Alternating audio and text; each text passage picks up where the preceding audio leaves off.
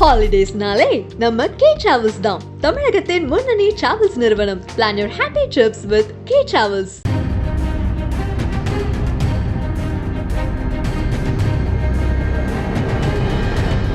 ஜெய ஆகாஷ் எப்போவே பெரிய நடிகனாக வந்திருக்கணும்.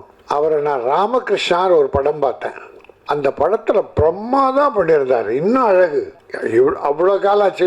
20 இயர்ஸ் இருக்குமா? 20 இயர்ஸ் இருக்கும். அதே மாதிரி தான் இருக்கார். கொஞ்சம் வெயிட் போட்டிருக்காரு. அப்போ இன்னும் கொஞ்சம் ஸ்லிம்மாக இருப்பார், அழகாக இருப்பார், ரொம்ப அழகாக இருப்பார். அற்புதமான நடிப்பு. அது கொஞ்சம் நல்ல படம். பட் அந்த ப்ரொடியூசர் அவர் வச்சிருந்த சில கடன்களால் இந்த படம் கொஞ்சம் பாதிச்சது. அப்போ இந்த தம்பி என்ன பண்ணுறாரு, இவர் எந்த ஹீரோவும் பண்ண மாட்டாங்க. முன்னால் சரத்குமார் பண்ணுவார். அவர் ஹீரோ நடித்த படம் ஏதாவது ப்ராப்ளம் ப்ரொடியூசருக்கு வந்தால் அவர் முன்னால் இருந்து கொஞ்சம் ஹெல்ப் பண்ணார். அதை போல் என் தம்பி ஆகாஷ் அந்த ராமகிருஷ்ணா படத்தை ரிலீஸ் ஆகிறதுக்கு இவர் தான் காரணமாக இருந்தார். அன்னைக்கு பயங்கர பிஸி. நான் இந்த தம்பி மேலே பெரிய நம்பிக்கை வச்சேன். பெரிய ஹீரோ இந்த நாட்டில் வருவார். அது மட்டும் இல்லை, தம்பி இலங்கை தமிழன். நான் நேசிக்கிற, போற்றுகிற, வாழ்த்துகிற என் அருமை சகோதரர்கள் இலங்கை தமிழர்கள். அவர் மேலே நம்ம எல்லாரும் அன்பு செலுத்துகிறோம். எல்லாருமே அன்பு செலுத்துகிறோம். இந்த படம் மிகப்பெரிய வெற்றி பெறணும். ஜெய் விஜயம். விஜயம்னா வரகு. அதனால ஜெய் மறுபடியும் விஜயம் செய்கிறார் இந்த படத்தின் மூலம். முன்னால் அமைச்சர்னு ஒரு படம் ஆடியோ ஃபங்க்ஷனில் கலந்துக்கிட்டேன். அவர் சொன்னார், பாசிட்டிவ். நினைப்பதெல்லாம் நல்லது, பேசுவதெல்லாம் நல்லது, செய்வதெல்லாம் நல்லது. அப்படி உள்ளவன் என்னைக்கு இளமையா இருப்பான். ஏன்னா அந்த நல்லதுன்றது அகத்தில் வருகிறது, உள்ளத்தில் உருவாகிறது. அகத்தின் அழகு முகத்தில் தெரியும். நீ உன் உள்ளத்தில் உள்ள அந்த நல்ல அத்தனையும் உன் முகத்தில் மலர்ச்சியாக தெரியும். உங்களுக்கு தெரியும். இப்போ ஒருத்தனை திட்டுறீங்க, யாரோ பிடிக்காதவங்க ஒருத்தனை கெட்டு போக அழிக்கணும், டேய் அழிஞ்சிருவாடா நீ அப்படின்னு சொல்லி போங்க, உள்ளம் சுருங்கும், மனசு அப்படியே சுருங்கும். அதே வாழ்த்தி பாருங்களேன். படிக்கிற பையனை, தம்பி பரவாயில்லம்மா, நல்ல மார்க் எடுத்துக்க, பிரமாதமா இருக்கு, நீ பெரிய ஆளா வருவ, ஜெயகாஷ் பார், நீ இந்த படத்து மூலமா பெரிய ஆளா வரப்போற பார் என்று ஆத்மார்த்தமா வாழ்த்தி பாருங்களேன். இந்த மனசு அப்படியே விரியும். அதுதான் இயற்கையா. அப்போ முகம் மலரும். நமக்கே அது நல்லது, நமக்கு ஆரோக்கியம். நாங்க ஏன் இது அடிக்கடி அன்பிச்சல்ல தம்பி, இன்னும் எல்லாரும் எதுக்கு இப்படி வாழ்த்த வர்றோம்னா, முதல்ல நாங்க வாழணும். வள்ளுவர் ஒரு குறள் சொல்லார், தீயவை தீய பயத்தலால் தீயவை தீயினும் அஞ்சப்படும். தீயவை தீய பயத்தலால், தீய காரியங்கள், தீய எண்ணங்கள், தீமைகளை உருவாக்குவதால் அந்த தீமையை தீயினும் மோசமாக கருத வேண்டுமா? தீயை விட மோசமான தீய எண்ணம். அதுக்கு உதாரணம் ஒன்று சொல்றார். இப்போ நான் அவனை அழிக்கணும்னு நினைக்கிறேன், அவனை ஒழிக்கணும்னு நினைக்கிறேன். அந்த எண்ணம் எங்க உருவாகுது? என் மனசுல உருவாகுது. அந்த அழிவு என்கிற அந்த சாக்கடை, கேடுகட்ட எண்ணம் நம்ம மனசுல உருவாகுது. பிறகுதான் அவங்கிட்ட போகுது. அதற்கு ஒரு உதாரணம் சொன்னார் வள்ளுவர். தீக்குச்சியை சொன்னார். இப்ப அங்க ஒரு குடிசை இருக்கு, ஏதோ ஒரு வீடு இருக்கு, அவனை அழிக்கணும், அந்த வீட்டை கொளுத்திடணும், அவன் இனி வாழக்கூடாது அப்படின்னு. அந்த குடிசை அழிக்கணும் என்ன வேணும்? ஒரு தீப்பந்தம் வேணும். இந்த தீப்பை எப்படி நம்ம மனசுல தீய எண்ணங்கள் உருவாகி தீய நம்ம அழிக்குதோ, அதை போல அந்த குடிசை அழிக்கணும்னா நீ ஒரு தீப்பந்தம் வேணும். அப்ப தீப்பந்தம் முதல்ல அழியுது, எரியுதன் மூலமாக அழியுது, பிறகுதான் அடுத்த அந்த குடிசைக்கு போகுது. அப்ப முதலில் அழிவது யார்? அந்த தீய எண்ணங்களை யார் வச்சிருக்காங்களோ அவங்க தான். யார் நினைக்கிறாங்களோ அவங்க தான் முதல்ல அழியிறாங்க, பிறகுதான் அடுத்தவங்கிட்ட அது போகுது. அது போல என் தம்பி எடுத்த உடனே பாசிட்டிவ் திங்கிங், நல்லதை நினச்சி பாருங்களேன். நம்ம குடும்பம் நல்லா இருக்கும், நம்ம பிள்ளைங்க நல்லா இருக்கும், நம்ம நண்பர்கள் நல்லா இருப்பாங்க. முடிந்தால் தம்பி ஆகாஷ் சொன்னது போல எவ்வளோ முடியுமோ நல்ல காரியம் பண்ணுங்க. முதல்ல நம்ம குடும்பத்தை சேவ் பண்ணிக்கணும். நம்ம குடும்பம் மட்டும் கஷ்டப்படக்கூடாது. நாம நல்லாயி மற்றவங்கள வாழ வைக்கணும். முதல்ல ஒரு தத்துவம் நான் சொல்லுவேன், தனக்கென வாழ்பவன் ஆத்மாவுக்கு சொந்தக்காரன். நாம வாழணும். முதல்ல நான் வாழணும், என் பிள்ளை வாழணும், என் குடும்பம் வாழணும். முதல்ல நம்ம வாழ வச்சுக்கணும். அது ஆத்மாவுக்கு நான் சொந்தக்காரன். இன்னொன்னு, நானும் வாழ்ந்து பிறரையும் வாழ வைக்கணும். நானும் வாழணும், வாழ்ந்த பிறகு மீதி இருக்கிறத பிறரை வாழ வைக்கணும். அவன் புண்ணியாத்மா. தான் மட்டும் வாழணும்னு நினைக்கிறோம் ஆத்மா, தான் வாழ்ந்து பிறரையும் வாழ வைக்கணுன்ற புண்ணியாத்மா. இன்னொன்று, நான் என்னை பற்றி கவலை இல்லை, என் குடும்பத்தை பிறரை மட்டுமே வாழ வைப்பேன், எல்லாரும் நல்லா இருந்தா போதும் அவன்தான் மகாத்மா. அது யாரு? மகாத்மா காந்தி. தன் குடும்பத்தை பற்றி கவலைப்படாத நாட்டை பற்றி யோசித்தார். பெருந்தலைவர் காமராஜ், லால் பகதூர் சாஸ்திரி தன் குடும்பத்தை பற்றியே கவலைப்படாம இந்த நாடு பற்றியே நினைச்சாங்களே, அவங்கெல்லாம் மகாத்மாக்கள். அதனால என் தம்பி முதல்ல பேசுனது பாசிட்டிவ் திங்கிங், நல்ல எண்ணங்கள். அதுவும் ட்ரெய்லர் பார்த்தோம், நல்லா இருந்தது. அவர் துணிச்சல்காரர். மற்றவங்களை நம்புறதை விட தன்னையே நம்புவார். யார் ஒருவரும் நம்மை நம்பி காரியங்களில் ஈடுபட வேண்டும். ஆகவே அந்த வகையில் இந்த ஜெய் விஜயம் நல்ல படமாக வந்திருக்கு. அதை விட இன்னொன்று சொன்னார், அதான் நம்பிக்கை. படம் ரிலீஸ் பண்ண போகிறேன். தேட்டரில் எத்தனை தேட்டர் கிடைக்குதோ பரவாயில்ல, எவ்வளோ பேர் பார்க்குறாங்களோ பரவாயில்ல, ஆனால் நான் ஒரு ஆப் வச்சுருக்கேன். அந்த ஆப்பில் உலகமெல்லாம் வெளியிடுறேன். என் ரசிக பெருமக்கள் பார்த்தா போதுன்னார். ரசிக பெருமக்கள் மட்டும் இல்லை, எல்லா மக்களும் பார்ப்பாங்க, எல்லாரும் பார்ப்பாங்க. அதில் இன்னொரு மகிழ்ச்சி என்னென்னா, சினிமா உலகத்தில் இருக்க நண்பர்களை கூப்பிடுவாங்க, நடிகைகளை கூப்பிடுவாங்க, வேண்டியவங்களை உறவு கூப்பிடுவாங்க. ஆனால் தம்பி தன்னுடைய ரசிகர்களை முக்கியமாக கூப்பிட்டுருக்கார். தன்னை வாழ்த்துகிற, தன்னை ரசிக்கிற அந்த ஆத்மாக்கள், புண்ணியாத்மாக்களை தம்பி அழைத்து அவங்களுக்கு ஒரு மரியாதை கொடுத்து மேடையில் அமர வச்சது.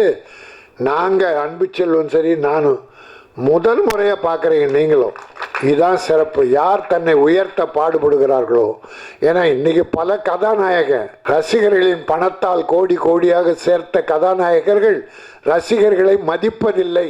ஏன் அஜித், நான் வெளிப்படையாக சொல்கிறேன், அவர் செய்கிறது மிகப்பெரிய தவறு. தன்னை வாழ வைக்கிற கோடான கோட்டீஸ்வரர் ஆக்கிய ரசிகர்களை மதிக்கிறதில்ல, பார்க்கறதில்ல, பழகிறதில்ல. விஜய் ரசிகர்களுக்கு மரியாதை, அவருக்கு அவர் பலன்தான். இப்போ அரசியலுக்கு வர்றார், அதுக்கு யார் காரணம்? ரசிகர்கள் தான் தூக்கி விட போகிறாங்க, ரசிகர்கள் தான் உழைக்க போகிறாங்க. ஆகவே தன்னை வாழ வைக்கிற, வளர்த்து விடுகிற, கோடான கோடி பணத்தை கொட்டி கொடுக்கிற ஹீரோக்களுக்கு அவர்கள் முதல்ல ரசிகர்களை மதிக்க தெரியணும், மரியாதை கொடுக்க தெரியணும். வாசலான கூர்க்கா வச்சு அடிச்சு வரட்டானுங்க சிலர். கூர்க்கா உள்ள அந்த கேட்டை கூட தொட விட மாட்டான். நீ யார் படத்துல பெரிய கோட்டி சொன்னாயிருக்க? நான் ஒண்ணு கேட்கிறேன். இப்போ ஒரு ரசிகர், யாரோ ஒரு நடிகர் இருக்கிற, ஒரு 10 ரசிகர் நடிகர்கள் வச்சுங்க. இவரு இதுல யார் மரியாதை கொடுக்கலையோ ரசிகர்களுக்கு, அந்த ரசிகர்கள் ஒரு முடிவு பண்றாங்க. முடிவு பண்ணணும், இந்த ஹீரோ நான் வணங்குகிற, போற்றுகிற, மரியாதை செலுத்துகிற, பாசம் செலுத்துகிற இந்த ஹீரோ என்ன பார்க்க மாட்டேங்கிறாரு, என்ன வரவேற்க மாட்டேங்கிறாரு, எனக்கு மரியாதை கொடுக்க மாட்டேங்கிறாரு, அதனால் இவர் படத்தை நான் பார்க்க மாட்டேன். என்ன தப்பு அதுல? எனக்கு மரியாதை கொடுக்காத ஒரு நடிகன் படத்தை நான் ஏன் பார்க்கணும்? என் பணம் மட்டும் வேணும். 500 1000 கொடுத்து நான் டிக்கெட் வாங்கினா அது போல 100 கோடி 150 கோடின்னு வாங்குவீங்க. ஆனால் நான் பணம் கொடுத்து வாழ வைக்கிறான் ரசிகனை பார்க்க மாட்டேன். அப்போ அந்த ரசிகன் ஒரு முடிவு பண்ணி, இந்த ஹீரோவின் படத்தை நான் பார்ப்பதில்லைன்னு ஒரு முடிவு எடுத்து அந்த ரசிகன் தியேட்டருக்கு போகலன்னு வச்சுக்க, அவன் க்ளோஸ். நான் யார் பேரையும் சொல்லலை, பொதுவாக உலகத்தில் இருக்க நடிகன் எல்லாத்துக்கும் பொது கருத்தாக இது சொல்கிறேன். ஏன்னா ரசிகர்களை மரியாதை கொடுக்க வேண்டும், போற்றி வணங்க வேண்டும். இப்போ கூட விஜய் ஒரு ஃபங்க்ஷனில் ஒரு வார்த்தை சொன்னார், அது மிகையான வார்த்தை. என் தோலை உங்கள் கால் செருப்பாக தைத்து போட விரும்புகிறேன்னார். அது நடக்காதுன்னு வச்சுங்க, அது சுத்தமாக பொய்யான வார்த்தை, அது மிகையான வார்த்தை. ரசிகர்கள் கூட அதை எதிர்பார்க்கல. அன்பு செலுத்தினா போதும், பாசம் வைத்தால் போதும். 6 மாதத்துக்கு ஒரு முறை அந்த ரசிகர்களை அழைத்து ஒரு விருந்து கொடுத்து ஒரு போட்டோ ஸ்டேட் எடுத்துட்டா போதும். அது எடுத்தாலே அந்த ரசிகன் பெரிய ஏதோ கடவுளை பார்த்த மாதிரி நினைக்கிறான். ஆகவே நான் மரியாதையோடு எல்லா நடிகர்களும் சிறப்பாக வளரணும், பெருசாக வரணும். எப்போ வரணும்? ரசிகர்களை ஆதரித்து அன்பு செலுத்த வேண்டாம். ஆகாஷ் மாதிரி நான் இந்த மேடையை பயன்படுத்தி, ஏனென்றால் என் தம்பி ஆகாஷ் மேடை, அது என்னுடைய மேடை.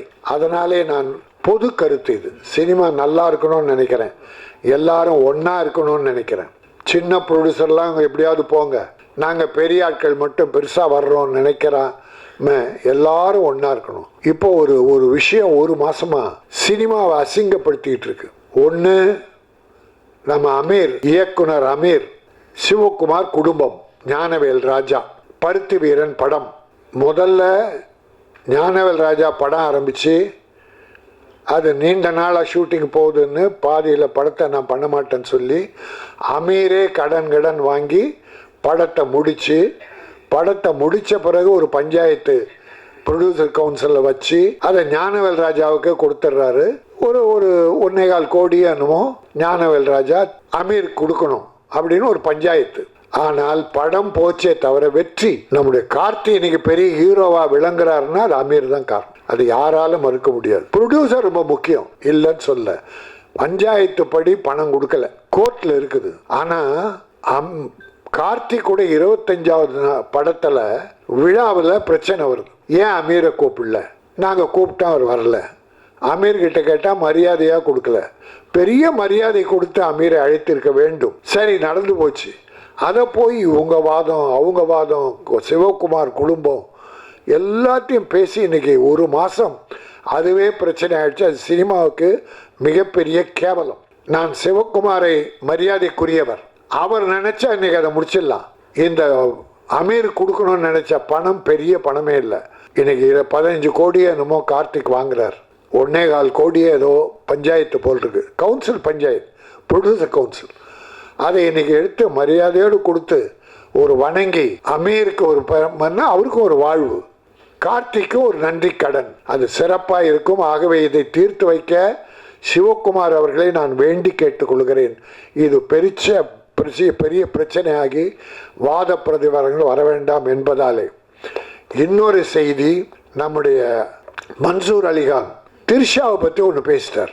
அது பெரிய வாதமாகி திரிஷா ஒரு மறுப்பு, குஷ்பு ஒரு மறுப்பு, இன்னும் நடிகர்லாம் மறுப்பு, சிரஞ்சீவி ஒரு மறுப்பு. அப்புறம் இவர் நம்ம மன்சூர் அலிகான், அவரை பேச விட்டா பேசிக்கிட்டே இருப்பார். அவர் யதார்த்தமானவாதி. மன்சூர் என்னன்னா கெட்ட நோக்கத்தோடு எதையும் பேச மாட்டான். மனசில் பட்டது கொட்டிடுறது. அதுக்கு சில நேரம் நான் கூட பண்ணுறது உண்டு. ஆனால் நான் கொஞ்சம் அளவாக பண்ணுவேன். யாரும் மரியாதை கெடக்கூடாது என்று நினைப்பவன். ஆகவே மன்சூர் என்னாச்சு, மன்னிப்பு கேட்டார். அது திரிஷாவும் பெருந்தன்மை அதை விட்டுருச்சு. தவறு செய்யாதவங்க யாரும் இல்லை, அதனால் நானும் மன்னிச்சிட்டேன்னு விட்டார். இப்போ மன்சூர் கேஸ் போட்டிருக்கார். மேட்ரு முடிஞ்சு போச்சு. இப்போ திரிஷா, குஷ்பு, சிரஞ்சீவி மேலே கேஸ் போட்டதாக செய்தி படித்தேன். என் அருமை நண்பர் மன்சூர், வேண்டாம், நமக்கு அதெல்லாம் வேண்டாம், வேலையை பாரு, உனக்கு நிறைய வேலை இருக்குது, கட்சி வேற ஆரம்பிச்சிருக்கு. ஆகவே இது என்னுடைய அருமை மேடை, என் தம்பி ஆகாஷுடைய மேடை. அவன் பாசிட்டிவாக திங்க் பண்ணணும்னு ஆரம்பத்திலே சொன்னான்.